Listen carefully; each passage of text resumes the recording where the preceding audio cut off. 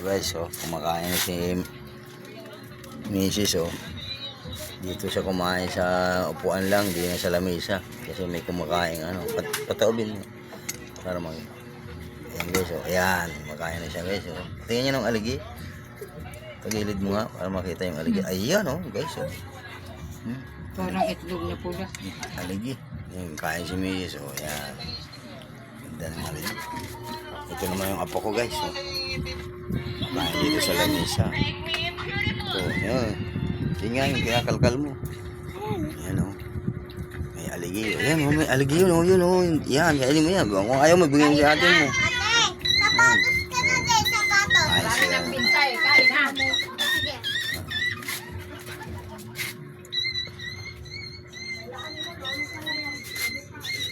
Oh, Ayan, kumakain si Mrs. linggo pala. Ayan.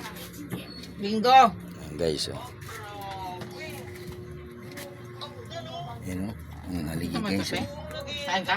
Taba, guys, Kumain oh. ka? Aligi. Yan ang aligi ng alimango. Yun, oh. Ano? Malapit na kami. Tanggalin mo na, tuklapin mo na yan. Yung ano. Yan. Yan, tuklapin mo. Yan. Ay, oo. Dami oh. Yun, ganunin mo yun. Ganunin mo. Ayun oh. Guys, oh. Naku, yan ang delikado. Sarap niyan guys. Kain na yung... Binigyan mo rin ito. Kain na si Mrs. ko. May, sabi ko,